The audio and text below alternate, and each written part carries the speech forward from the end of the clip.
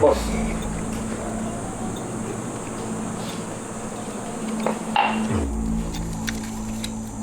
Mulo ka na muna dun.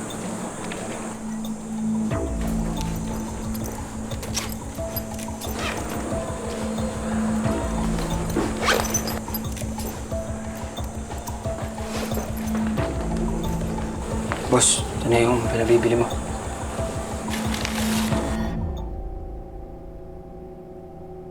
Boss, kailangan na natin magpalit ng bagong modus. Alam na ng mga pulis yung pagpapanggap namin mga estudyante. Buti na lang nakatakbo ko doon sa umahabol sa akin. Ang malas lang, hinapatay yung anak ng kaibigan mong si Kyo. Patay anak ni Jess. Oo, boss.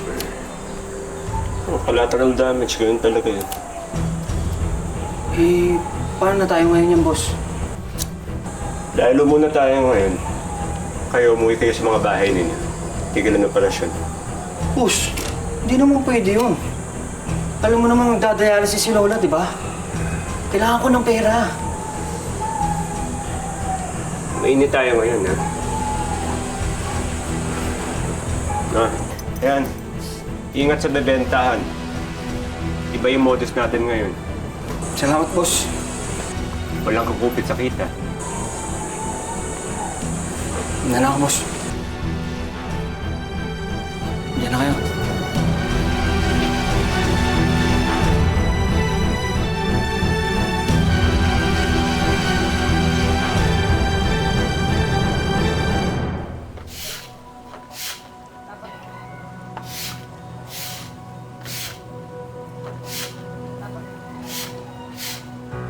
Magandang araw po, Aling Kite.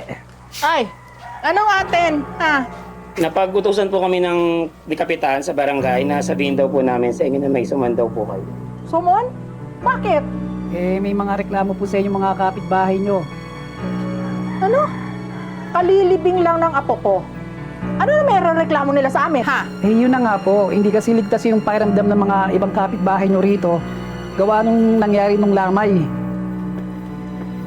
Ayaw namin mandamay sa inyong mga adik kayo! Mga adik kayo nakatira dyan sa bahay nila! Ano sabi mong adik, ha? Madam, please po, doon na lang po muna kayo. Pag-usapan nyo na lang po. Ikaw! Kayo ang adik!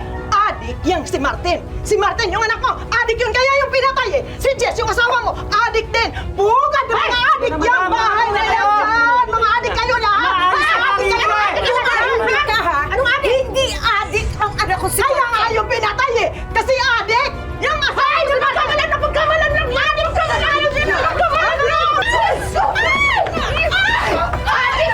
Adik, ha? Mga adik kayo! Mga adik! Walang iya ka! Hindi adik yung anak ko!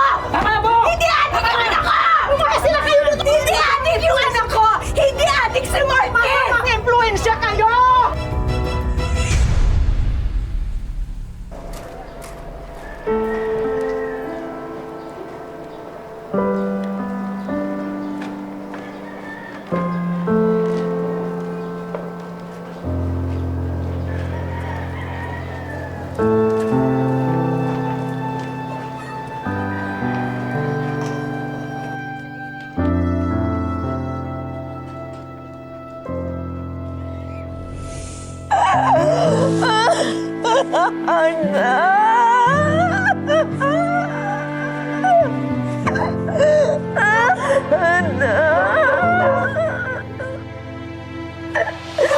Sino ba yung dito sa'yo?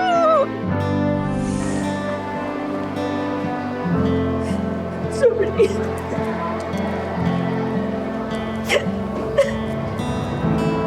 Hindi kita napagtanggol. Hindi kita nailigtas.